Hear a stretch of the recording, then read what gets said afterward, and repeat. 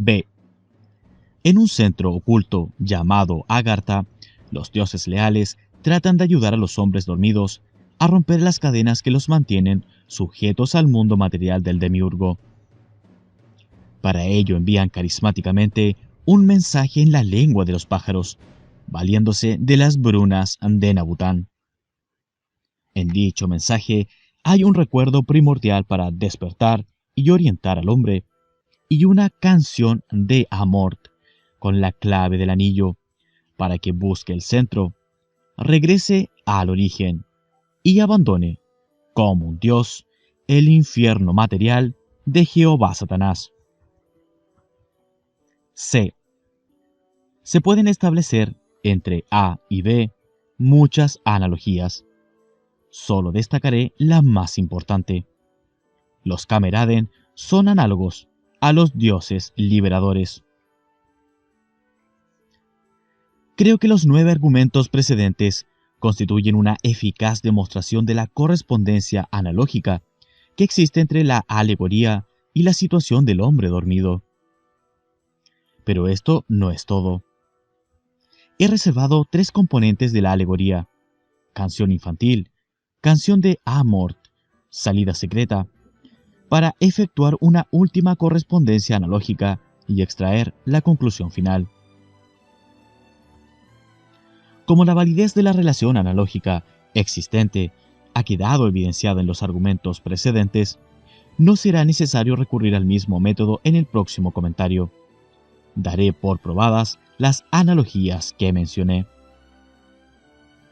Recordaré ahora los motivos que me llevaron a desarrollar la alegoría. Me proponía mostrar, de manera analógica, el método empleado por los dioses leales para contrarrestar la acción de la cultura, arma estratégica de la sinarquía. Previamente, aclaré que son los elementos culturales interiores el verdadero instrumento que la sinarquía emplea para mantener al hombre dormido, es decir, en la confusión. En ese estado el yo es sujeto a la razón por la estructura cultural, fuente de la cual se nutre, finalmente, toda la actividad mental. Así ocurre que el yo, es decir, la conciencia presente del hombre, resulta dirigido hacia el mundo a través de la estructura cultural por la razón. El resultado, lo dije varias veces, es una imagen deformada del mundo y un estado de confusión psíquica que dificulta enormemente la reorientación estratégica del hombre. Contra esta situación, los dioses leales, igual que los Cameraden de la alegoría, se disponen a acudir en auxilio enviando un mensaje. El principal objetivo es sortear todas las murallas y llegar hasta el prisionero, el yo, con un mensaje de doble significado. Primero, despertar. Segundo, orientar. Para eso los dioses leales transmiten el mensaje, carismáticamente, desde hace muchos milenios. Algunos lo oyen, despiertan y parten. Otros, los más, continúan en la confusión. Claro, no resulta fácil reconocer el mensaje porque ha sido emitido en la lengua de los pájaros, y sus sonidos solo pueden ser percibidos con la sangre pura. ¿Está claro entonces? El mensaje de los dioses leales permanentemente resuena en la sangre de los hombres dormidos. Quien no lo oye es porque padece la confusión estratégica o desconoce su existencia, que viene a hacer lo mismo. Pero, ¿cómo debería cumplir su función el mensaje carismático? En 2 pasos. En primer lugar, los dioses hablan, en la sangre del hombre, de un recuerdo primordial, de algo ocurrido al comienzo del tiempo, cuando el espíritu aún no había sido capturado por los dioses de la materia.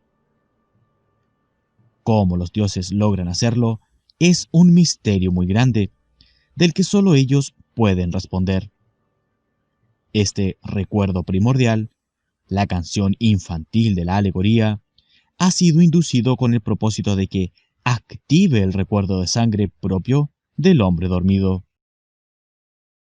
Si tal cosa ocurre, entonces el hombre dormido experimentará una súbita nostalgia de otro mundo, un deseo de dejarlo todo y partir. Técnicamente, significa que la memoria de sangre ha llegado allí donde el yo perdido se encontraba, sobre el sujeto consciente. Un contacto tal entre el yo y la memoria de sangre se realiza independientemente de la estructura cultural y la razón. Y ese es el objetivo buscado por los dioses leales. Se ha podido, pues, llegar a la médula del yo por la vía de la sangre. Será entonces, en ese fugaz momento cuando se dejará oír la canción de amor.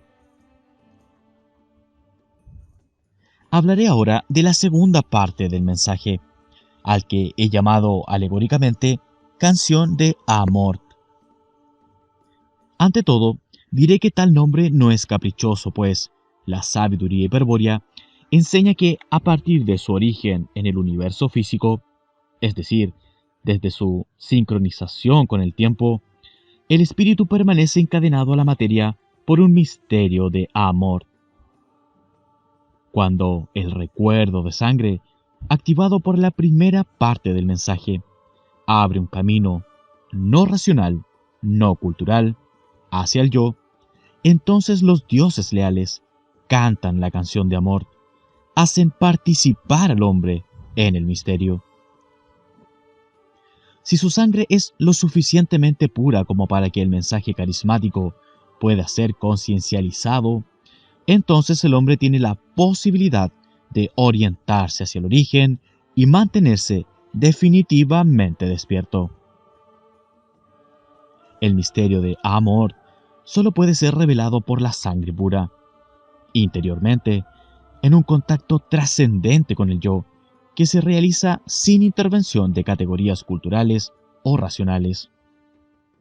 Es, por lo tanto, una experiencia absolutamente individual, única para cada hombre. Quien conoce los secretos del misterio de amor es un iniciado hiperbóreo transmutado, es decir, un hombre de piedra inmortal. El misterio de amor es un descubrimiento personal, repito, único para cada hombre sobre la verdad de su propia caída.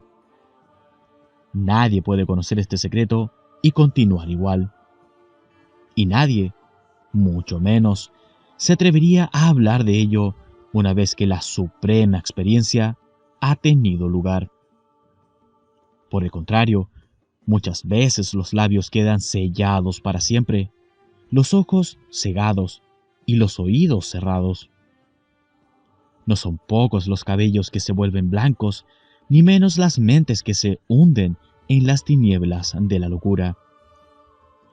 Porque solo un valor infinito puede sostener, vivo y cuerdo, a aquel que ha visto el engaño de los orígenes y ha comprendido, por fin, la verdad de su caída.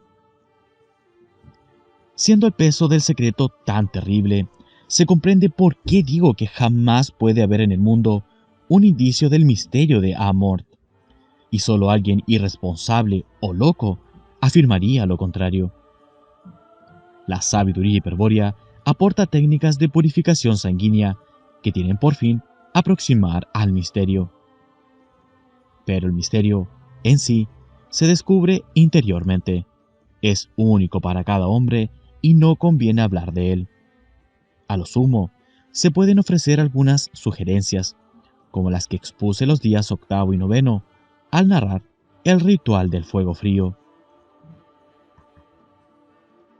La alegórica historia del prisionero ha permitido exponer de manera sencilla el método empleado por los dioses leales para guiar a los hombres dormidos. El mensaje carismático consigue, si es escuchado, despertar al hombre poniéndolo en contacto con su recuerdo de sangre. A continuación, le hace participar del misterio de Amort, suprema experiencia que anula, según dijimos, la estrategia cultural de la sinarquía.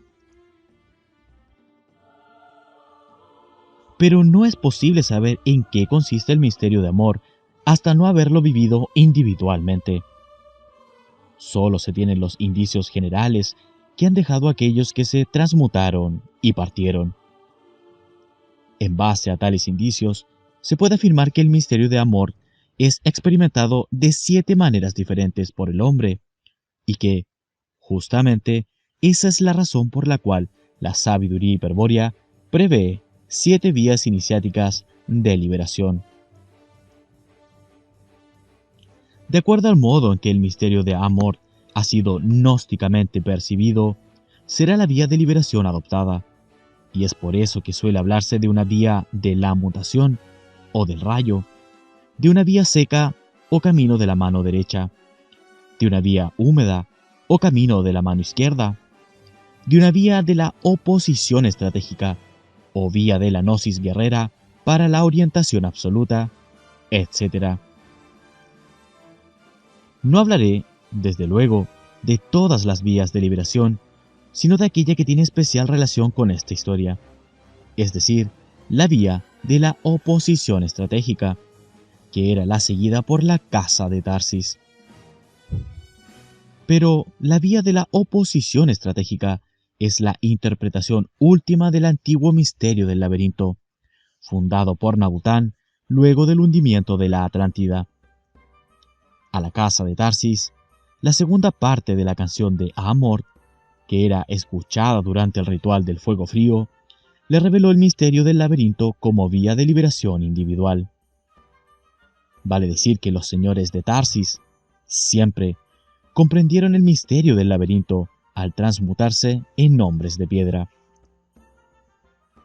Con respecto a la alegoría del yo prisionero, hay que entender que la solución de Nabután al misterio del laberinto, al misterio del encadenamiento espiritual, al misterio de la muerte, es análoga a la solución de la canción de Amor. Ella consiste en un modo para, primero, despertar, segundo, orientar. Tal modo es lo que últimamente se denomina vía de la oposición estratégica, y que incluye, necesariamente, el empleo de las brunas y el principio del cerco. En la alegoría, la segunda parte del mensaje era bastante extensa porque se refería también a las otras vías de liberación que pueden abrir el misterio de amor. Pero el prisionero ha encontrado la clave en el anillo de bodas, y esto significa, analógicamente, que ha optado por la vía de la oposición estratégica. El mensaje ha llegado a él por vía acústica, es decir, gnósticamente, y, al tomar conciencia de su contenido, por medio de la clave revelada, halla en la celda una anilla, la cual permite abrir la salida secreta. La celda, según el argumento cuarto, es análoga a la esfera de sombra, pero, como substrato de la esfera de sombra, se encuentra la estructura cultural. Una anilla disimulada en el piso de la celda corresponde sin duda a un principio matemático, a un símbolo arquetípico integrado, disimulado en el esquema de una relación. La alegoría nos permite comprender, entonces, que los dioses liberadores con su mensaje carismático descubren un principio matemático que permanecía inconsciente en la estructura cultural, al que denominamos principio del cerco. De aquí que, décimo, C. La anilla en la celda del prisionero es análoga al principio del cerco, principio matemático o arquetipo colectivo que permanecía inconsciente en el hombre dormido y que el mensaje de los dioses liberadores descubre. Demostré, días atrás, que en el proceso mental que da lugar a la idea científica de un fenómeno concurren elementos de 2 fuentes principales: los principios matemáticos y las premisas culturales preeminentes. Esto se verifica principalmente al formular una ley de la naturaleza, la cual explica el comportamiento de un fenómeno estableciendo relaciones causales entre aspectos del mismo. Pondré un ejemplo sencillo. Se desea medir el lado de un poliedro regular. Aquí el fenómeno es un cuerpo con forma de poliedro regular, vale decir, un ente fenoménico. Se toma para ello la regla graduada, es decir, una superficie plana sobre la que se hallan grabadas las unidades de longitud y de la cual estamos seguros que uno de sus lados es perfectamente recto. Se hace coincidir el cero de la regla con el comienzo del lado que vamos a medir. Se observa ahora que el fin del lado coincide con el número 5 de la regla y se afirma sin más que, en el poliedro, el lado mide 5 centímetros. Se ha realizado, como se verá, una serie de operaciones subjetivas cuyas conclusiones, sin embargo, pueden ser confirmadas por otros observadores. Esta posibilidad de comprobación es lo que da peso de ley de la naturaleza al hecho mencionado. Pero ocurre que en la regla, que se cree numerada, en realidad hay signos grabados que representan números, no números en sí. Los números son principios matemáticos propios de la estructura cultural, o sea, elementos subjetivos, que intervienen en el acto de reconocer que el límite del lado coincide con el signo 5. Si se dice mide 5 centímetros, se está realizando la afirmación de una cualidad empírica. Existe una proporción, es decir, una relación matemática, entre la longitud del lado del poliedro y la longitud del meridiano terrestre. Esta proporción es fija o constante, igual a 5 centímetros, y constituye una relación entre aspectos de un fenómeno, o sea, una ley de la naturaleza.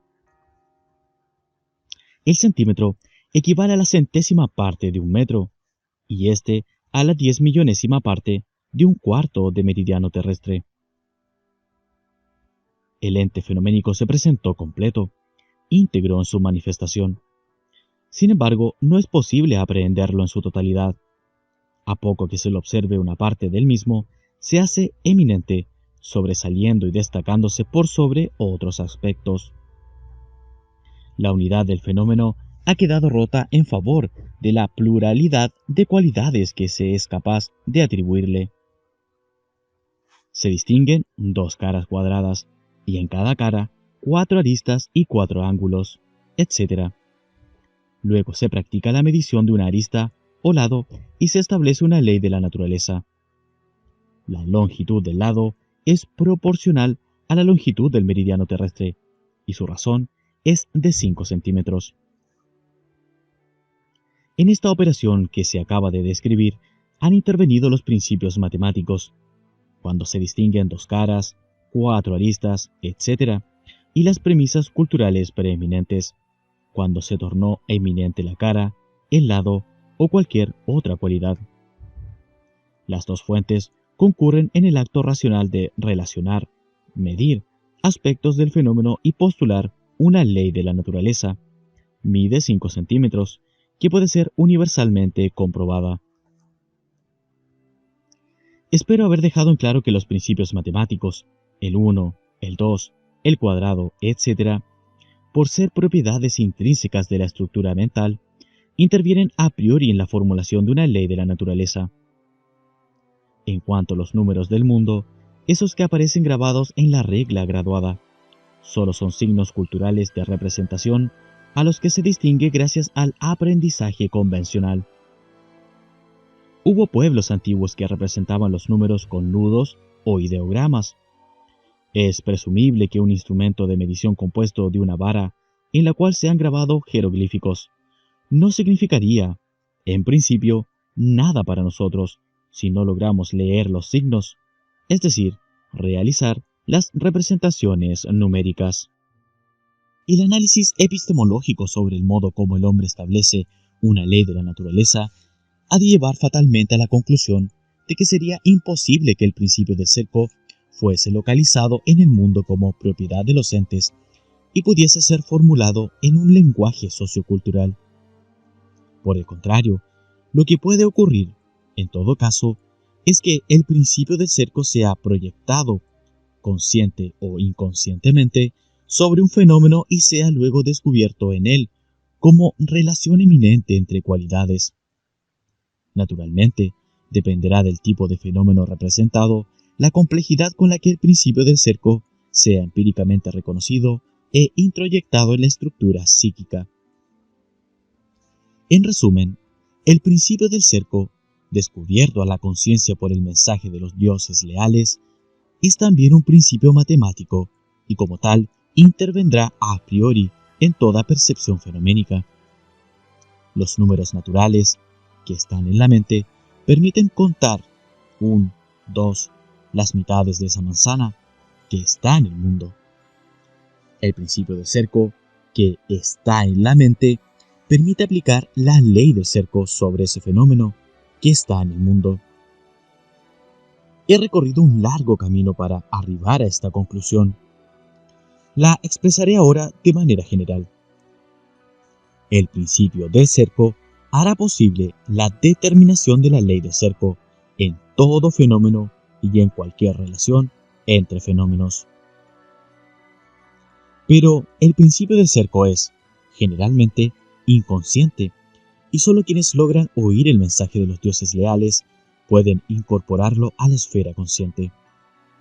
Y solo ellos, los hombres despiertos, serán capaces de aplicar la ley del cerco en una estrategia guerrera que asegure el regreso al origen. Antes mencioné la solución de Nabután al misterio del laberinto, y dije que ella incluye el empleo de las brunas y el principio del cerco. Ahora agregaré que dicha solución, denominada Tir Dingibur, se traduce en la técnica arquemónica de la sabiduría hiperbórea. Tal técnica, que es imprescindible dominar en el modo de vida estratégico, permite definir en el universo un cerco estratégico, al que me referí los días 3º y 36º. Pues bien, según la sabiduría hiperbórea, todo cerco estratégico es técnicamente una arquémona o cerco infinito. Con otras palabras, el hombre despierto descubre el principio del cerco y lo proyecta en el mundo. Ello no es suficiente para constituir un cerco estratégico. El principio del cerco es un principio matemático y, por lo tanto, es un elemento arquetípico, es decir, creado por el uno. Mal podría utilizarse un elemento creado por el uno para intentar aislarse de la estrategia de el uno. Hay que modificar, pues, la ley del cerco para obtener el efecto aislador deseado. ¿En qué forma? Indeterminando o convirtiendo en infinito el cerco real. Ello se consigue con el empleo de las brunas increadas.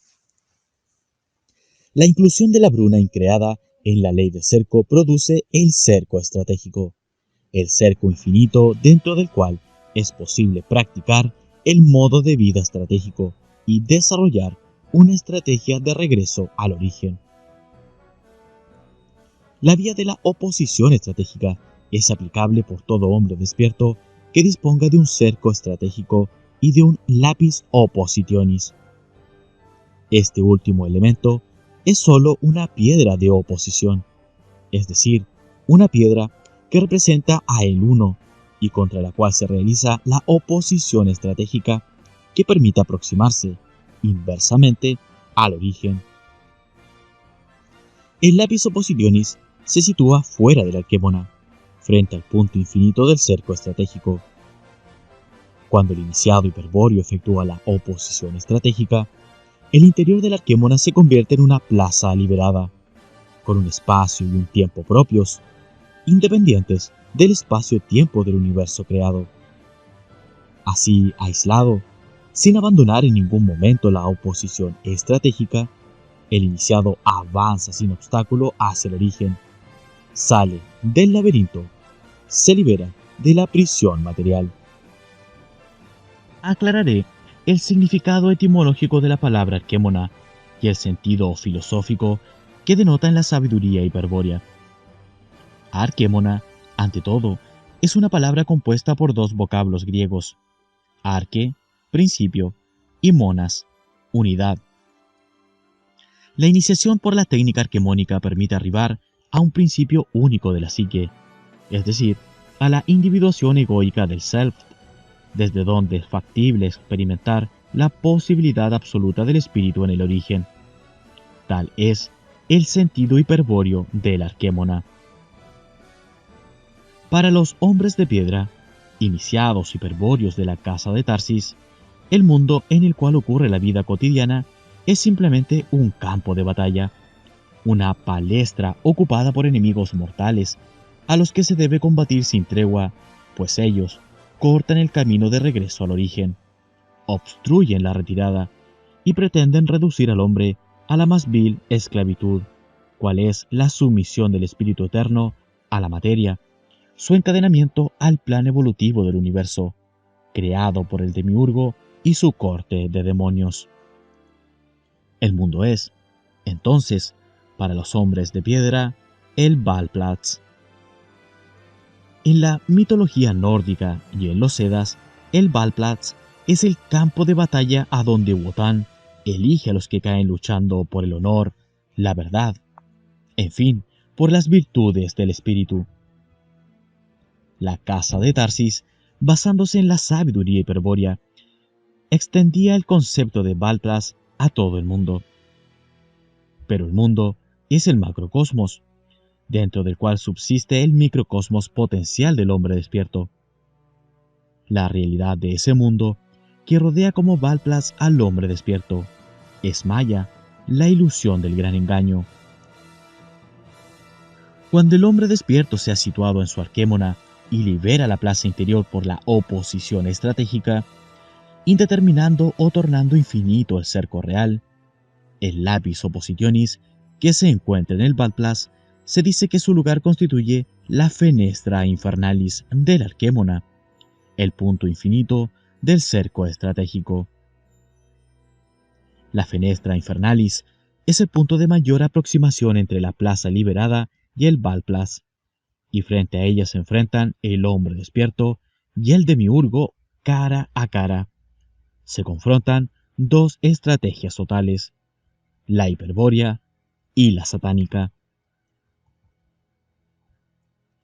Como última reflexión con respecto a la alegoría, diré que cuando el prisionero tira de la anilla y descubre la salida secreta, está efectuando una acción análoga a cuando el hombre despierto aplica la ley del cerco, según la técnica arquemónica, y abre, unívoca e irreversiblemente, una vía hacia el origen. Ha quedado explicado entonces el método que los dioses leales emplean para contrarrestar a la cultura, arma estratégica enemiga. Ellos envían su mensaje que tiene por fin despertar en el hombre el recuerdo de sangre y orientarlo hacia el origen, su salida secreta. Para esto último, le inducen a descubrir el principio del cerco y a aplicar, luego, la técnica arquemónica. El principio del cerco es infalible para los fines estratégicos propuestos y tanto puede ser aplicado individual como colectivamente. La historia abunda en ejemplos de hombres que han aplicado técnicas basadas en la sabiduría hiperbórea para inmortalizarse como dioses o para conducir a un pueblo de sangre pura hacia la mutación colectiva. Como prueba de esas gloriosas acciones, han quedado numerosas construcciones de piedra que nadie comprende en nuestros días, porque para ello habría que poseer una visión fundada en el principio del cerco. Al hombre despierto, conocedor de la técnica arquemónica, una sola mirada sobre las construcciones megalíticas, o sobre Montsegur, o sobre los Konzentrationslager, le basta para interpretar correctamente la estrategia hiperbórea en la cual se basó su construcción. El castillo de Montsegur, vale la pena aclararlo, fue construido por los cátaros según la técnica arquemónica, así como los Caseta o Konzentrationslager, campos de concentración de la Orden Negra Alemana SS, los cuales no eran siniestras prisiones como pretende la propaganda sinárquica, sino maravillosas máquinas mágicas para acelerar la mutación colectiva y racial, basados en la técnica arquemónica de la sabiduría hiperbórea. Dentro del área aislada del KZ, los elementos raciales más nefastos de la sociedad, esto es, los degenerados, delincuentes, viciosos e incluso los judíos, podían ser transmutados y reorientados en favor de la estrategia nacional. Diré finalmente que quien es consciente del principio de cerco ha superado la estrategia cultural enemiga y puede realizar la doble aislación del yo y del microcosmos. El principio de cerco permitirá fijar los límites del sujeto consciente, aislando el yo de las premisas culturales preeminentes y trasladándolo hacia el centro o self. La técnica arquemónica permitirá, entonces, aislar el microcosmos del macrocosmos, ganando un tiempo y un espacio propios, o sea, la inmortalidad. El microcosmos o cuerpo físico se habrá transmutado en Braja, la materia incorruptible. 46º día. Síntesis general de la sabiduría hiperbórea. En el día anterior mencioné una estrategia que los dioses leales emplean para contrarrestar a la cultura, arma estratégica enemiga, y expliqué la misma por medio de una alegoría, como consistente en un mensaje carismático. Dicho mensaje perseguía dos objetivos. Primero, despertar. Segundo, orientar hacia la salida secreta, centro u origen, y, en aquel ejemplo particular, la salida se hallaba luego de descubrir la anilla, o sea, luego de haber hecho consciente el principio del cerco. Sin embargo, la segunda parte del mensaje, la canción de amor, brindaba, a quien la escuchara, la posibilidad de hallar la salida, por otras 6 vías diferentes a la oposición estratégica, que se basa en el principio del cerco. De cualquier manera, esta estrategia, tal como la he descrito, con sus 7 posibles vías de liberación, responde a objetivos puramente individuales, es decir, es dirigida exclusivamente hacia el hombre dormido. Por eso ahora me toca declarar que la misma forma parte, la parte individual, de una concepción mayor, a la que se denomina estrategia odal. La estrategia odal está dirigida fundamentalmente a obtener la liberación individual del hombre, pero, en ciertas ocasiones históricas favorables, los dioses procuran orientar a la raza en su conjunto para forzar la mutación colectiva. En ese caso, los líderes, muchas veces enviados por los dioses leales y otras veces inspirados por ellos, se encargan de proyectar carismáticamente en el pueblo las pautas estratégicas, buscando reintegrarlo a la guerra esencial. Para que tal tarea pueda realizarse con probabilidades de éxito, es necesario que los líderes dispongan de un elemento externo, situado en el mundo, que represente de manera irrefutable el origen divino de la raza. Este elemento externo debe dar prueba también del compromiso asumido por los dioses al inducir a los hombres a reemprender la guerra contra el Creador y de su resolución de esperar los kalpas que sean necesarios mientras ellos ganan la libertad. Por estas condiciones pueden comprenderse que dicho elemento externo sea una verdadera piedra de escándalo para el Creador y sus huestes demoníacas, y que todo su poder, o sea, el gran engaño, esté puesto en lograr su destrucción o en su defecto evitar que permanezca al alcance del hombre. Pero, a pesar de la contrariedad que tal acción causaría en el enemigo, los dioses han cumplido su parte del pacto primordial y, con un desprecio admirable hacia el poder de las potencias de la materia, lo depositaron en el mundo y lo resguardaron de cualquier ataque para que los hombres o sus líderes carismáticos lo descubran y se valgan de su significado. La estrategia odal de los dioses se halla, entonces, dirigida a lo interno de cada hombre, por los cantos carismáticos, tratando de despertar en ellos el recuerdo de sangre y de inducirles a seguir algunas de las 7 vías de liberación.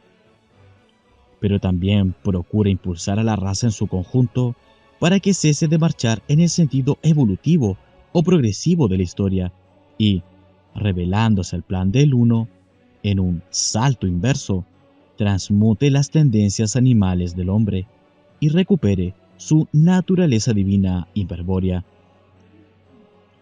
Para conseguir este segundo propósito, ya no individual, sino racial, he dicho que se dispone de un elemento externo. ¿Qué será concretamente este elemento externo, esta cosa a la que he atribuido propiedades tan maravillosas? Se trata de algo cuya sola descripción llevaría varios volúmenes y que, en días anteriores, he llamado Graal. Siendo imposible revelar aquí un misterio que ha sido impenetrable para millones de personas, trataré, como de costumbre, de aproximar al mismo por medio de algunos comentarios. Preguntaba qué será concretamente esa cosa maravillosa llamada Graal. Empezaré por allí. Concretamente, el Graal es una piedra, un cristal, una gema. De esto no caben dudas. Pero no es una piedra terrestre. De esto tampoco caben dudas.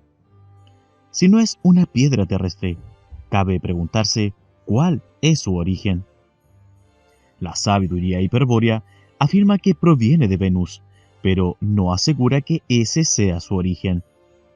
Se puede suponer, pues, a falta de otra precisión, que los señores de Venus la trajeron a la Tierra desde ese planeta verde. Pero los señores de Venus no son originarios de Venus, sino de Hiperbórea, un centro original que no pertenece al universo material y cuyo recuerdo de sangre ha llevado a muchos hombres dormidos a identificarlo erróneamente con un continente nórdico o polar desaparecido. Según la sabiduría hiperbórea, el Graal fue traído al sistema solar por los dioses inmediatamente después de que irrumpieron por la puerta de Venus para instalarse en Kata Agar, o sea, en el Valhalla. Sea como fuere, hay otro aspecto concreto que conviene tener en cuenta. El Graal es una gema que reviste la mayor importancia para los dioses, a tal punto que ellos no están dispuestos a abandonarlo o perderlo. Por camaradería y solidaridad hacia los hombres dormidos, lo han situado en el mundo. Pero al final del tiempo, el Graal será recuperado y devuelto a su lugar de origen. ¿A qué se debe este interés sin medida por conservar la misteriosa gema? A que la misma ha sido quitada momentáneamente de la más bella joya que se haya visto nunca en el universo de El Uno, de aquella alhaja que nadie sería capaz de imitar en este ni en otros mundos. Ni los maestros orfebres, ni los devas constructores, ni los ángeles planetarios, solares o galácticos, etc. Porque el Graal es una gema de la corona de Christos Lucifer, aquel que es más puro que el más puro de los dioses leales, el único que puede hablar cara a cara con el incognoscible. Christos Lucifer es quien estando en el infierno está más allá del infierno. Pudiendo quedarse en Hiperbórea, a la luz del incognoscible, Christos Lucifer ha querido acudir en rescate de los espíritus cautivos, protagonizando el incomprensible sacrificio de su propia autocautividad. Él se ha instalado como sol negro del espíritu, iluminando carismáticamente desde atrás de Venus, por intermedio del Paráclito, directamente en la sangre de los hombres dormidos. ¿Cómo una gema del gallardo Señor se ha mancillado cayendo aquí, a la tierra, una de las cloacas más repugnantes de los 7 infiernos? Porque Él así lo ha dispuesto. Christos Lucifer ha entregado el Graal a los hombres como garantía de su compromiso, de su sacrificio, y como prueba material irrefutable del origen divino del Espíritu. El Graal es, en este sentido, un reflejo del origen divino, el cual habrá de guiar como un faro el rumbo vacilante de los espíritus rebeldes que decidan abandonar la esclavitud de Jehová Satanás. Ya ha visto lo que el Graal es, una gema de la corona de Cristo Lucifer. Verá ahora lo que el Graal representa para los espíritus cautivos. Ante todo, el Graal se halla ligado a la encarnación de los espíritus, y su significado primero debe buscarse en relación con tal misterio. Ello se explica si tenemos en cuenta que hace millones de años, cuando los sidas traidores se aliaron al demiurgo Jehová Satanás para carnalizar a los espíritus hiperbóreos, Cristo Lucifer entregó su gema para que la verdad del origen divino pudiera ser vista con ojos mortales. Por eso el Graal, puesto en el mundo como prueba del origen divino del espíritu, da sentido a todos los linajes hiperbóreos de la tierra. Por él, la sangre de los hombres, aun sumidos en la más tremenda confusión, reclamará siempre su herencia extraterrestre. La presencia del Graal, en principio, impide al enemigo negar los ancestros hiperbóreos. Pero así como el Graal da un sentido cósmico a la historia del hombre, conectándolo con la raza eterna de los orígenes, y diviniza los linajes hiperbóreos de la tierra, así también para el demiurgo, por la presencia del Graal, dichos linajes pasan a ser motivo de escándalo y objeto de la persecución y el escarnio, del castigo y del dolor. Los divinos linajes hiperbóreos serán, a partir del Graal, linajes heréticos condenados para siempre, un Manvantara por Jehová Satanás. El Graal ha venido a despertar recuerdos indeseables, a valorizar el pasado del hombre. Será entonces el recuerdo y el pasado lo que más se atacará, y a borrar su influencia apuntará en gran medida a la estrategia sinárquica. Si se es capaz de advertir este ataque, que es evidente para la mirada gnóstica, se comprenderá con mayor profundidad la función histórica del Graal. A ponerlo en evidencia, dedicaré los siguientes párrafos. El principal crimen del hombre ha sido negar la supremacía de Dios, es decir, del demiurgo terrestre Jehová Satanás, y rebelarse a su esclavitud. Pero el hombre es un ser miserable, inmerso en un infierno de ilusión en el que se siente insensatamente a gusto, sin posibilidades de romper el hechizo por sí mismo. Si ha negado al demiurgo y se ha rebelado, ha sido en virtud de un agente exterior. Pero, ¿qué cosa en el mundo puede ser capaz de despertar al hombre, de abrir sus ojos a la divinidad olvidada? Si tal cosa existe, dirán los demonios, es el objeto más abominable de la creación material. Pero esa cosa, ese objeto abominable, no es de este mundo, y de él ha comido el hombre espíritu cautivo. Ese fruto verde, que más tarde llamarán Graal, es un alimento que nutre con la gnosis primordial, es decir, con el conocimiento sobre la verdad de los orígenes. Por el Graal, fruto prohibido por excelencia, el hombre sabrá que es eterno, que posee un espíritu divino encadenado a la materia, que procede de un mundo imposible de imaginar desde el infierno terrestre, pero por el que siente nostalgia y al que desea regresar. Por el Graal, el hombre ha recordado. He aquí su primer crimen. Recordar el origen divino será, en adelante, un terrible pecado, y quienes lo han cometido deberán pagar por ello. Esa es la voluntad del demiurgo, la ley de Jehová Satanás. Serán sus ministros, los demonios de Chang-Chambala, quienes se encarguen de ejecutar la condena cobrando el castigo en una moneda que se llama dolor y sufrimiento.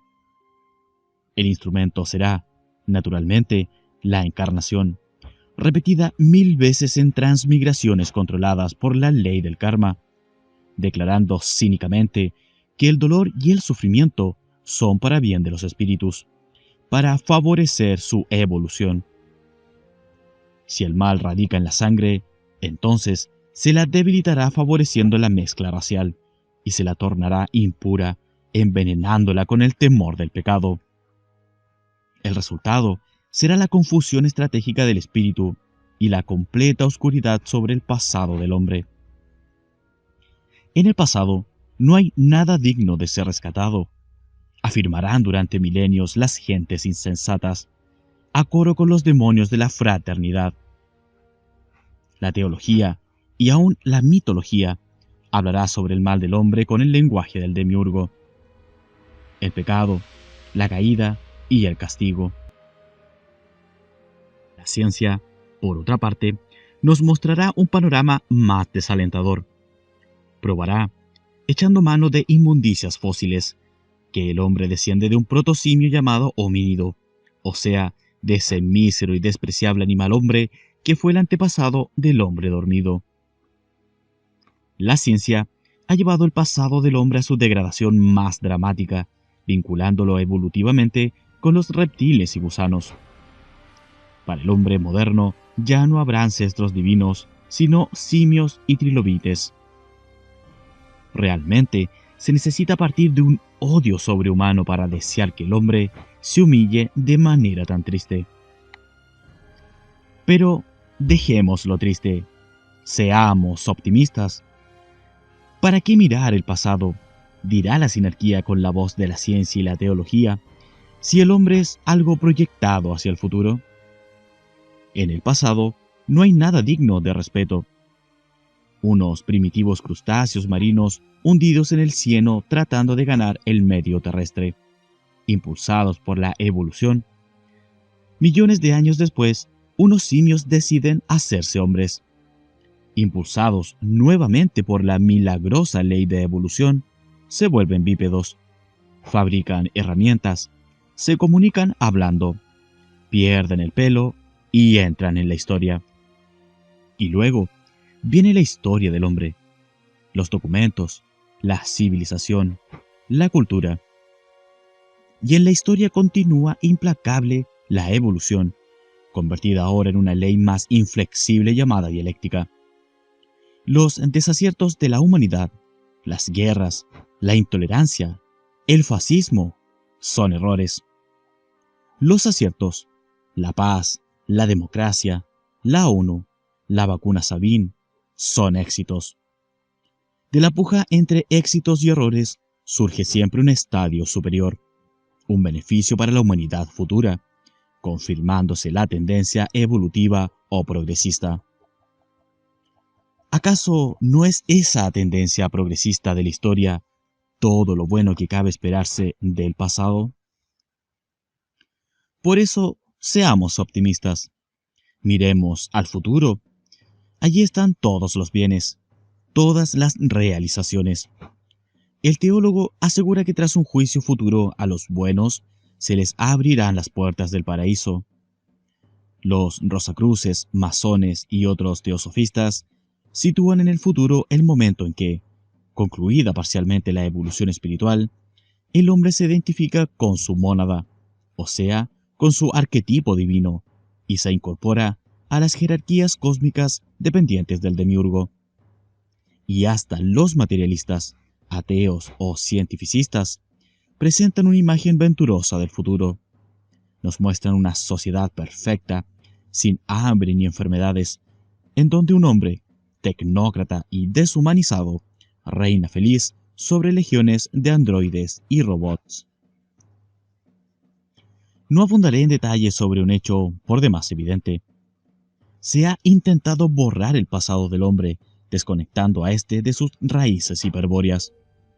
No se ha logrado borrar totalmente dicho pasado, pero, en compensación, se ha conseguido crear una fractura metafísica entre el hombre y sus ancestros divinos, de modo tal que, en la actualidad, un abismo los separa de los recuerdos primordiales.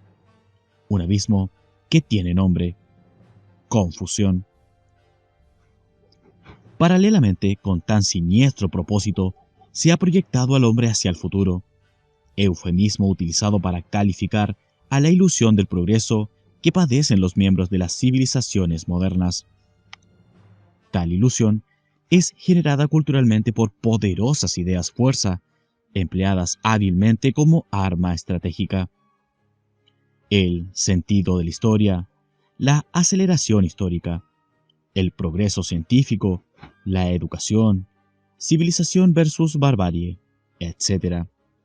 Los hombres, condicionados de ese modo, creen ciegamente en el futuro, miran solo hacia él, y aún los fatalistas, que avisoran un negro futuro, admiten que si una excepción imprevisible o un milagro ofrece una salida a la civilización, ella se encuentra, de todos modos, en el futuro. El pasado es en cualquier caso motivo de la indiferencia general. Este hecho evidente representa sin duda un importante triunfo para la sinarquía, pero un triunfo que no es definitivo. En efecto, doctor, usted ha visto que la máxima presión de la estrategia sinárquica se aplica en borrar el pasado, en oscurecer el recuerdo del origen divino, y que tal ataque se produce como reacción a la acción gnóstica del Graal. Pero el Graal no es solo un fruto prohibido, consumido por el hombre en los tiempos remotos, inmediatos a su esclavización. El Graal es una realidad que permanecerá en el mundo mientras el último espíritu hiperbóreo continúe cautivo. Por el Graal siempre es posible que el hombre despierte y recuerde. Mas, para gozar de su gnosis, es imprescindible comprender que el Graal, como reflejo del origen, alumbra en la sangre desde el pasado. Su luz viene al revés del sentido del tiempo, y por eso nadie que haya sucumbido a la estrategia sinárquica podrá recibir su influencia.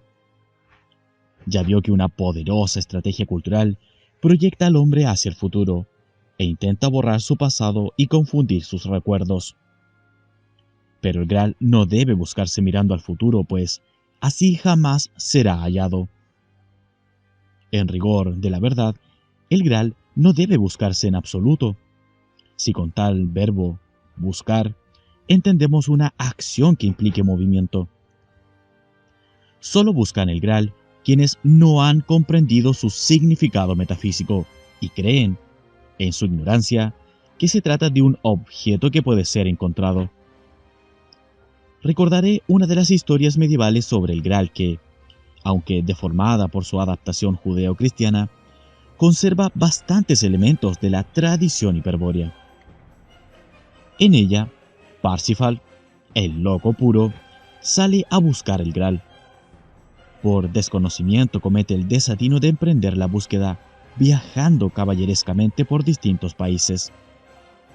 Este desplazamiento apunta esencialmente hacia el futuro, porque en todo movimiento hay una temporalidad inmanente e inevitable, y, naturalmente, Parsifal jamás encuentra el Graal buscándolo en el mundo. Pasan así los años de búsqueda inútil hasta que comprende esta simple verdad. Entonces, un día, completamente desnudo, se presenta ante un castillo encantado y, una vez adentro, se le aparece el Graal. No lo encuentra y sus ojos son abiertos. Advierte entonces que el trono está vacante y decide reclamarlo, transformándose finalmente en rey. Se debe ver en esa alegoría lo siguiente. Parsifal comprende que el Graal no debe ser buscado en el mundo, Valplatz, a través del tiempo, conciencia fluyente del demiurgo, y decide valerse de una vía estratégica hiperbórea. Para ello, se sitúa desnudo, sin las premisas culturales preeminentes, en un castillo, plaza fortificada por la ley del cerco, desincronizándose del tiempo del mundo y creando un tiempo propio, inverso, que apunta hacia el pasado. Entonces aparece el Graal y abre sus ojos. Recuerdo de sangre. Parsifal advierte que el trono está vacante, que el espíritu puede ser recuperado, y decide reclamarlo. Se somete a las pruebas de pureza de las vías secretas de liberación y se transforma en rey. Se transmuta en hombre de piedra. Espero haber dejado en claro que el Graal no debe buscarse, pues él aparece cuando la conciencia del hombre se ha desincronizado del tiempo del mundo y se ha despojado de la máscara cultural. Deseo mostrar ahora otro aspecto de la reacción enemiga que ha motivado la presencia del Graal. Por el Graal, el hombre comete el crimen de despertar. Ha pecado, y el castigo se cobra con la moneda del dolor y el sufrimiento, por la encarnación y la ley del karma. Los encargados de velar por la ley y a quienes más ofende el recuerdo hiperbóreo de los hombres despiertos son los ángeles guardianes, es decir, los demonios de Changchanbalá y su fraternidad blanca.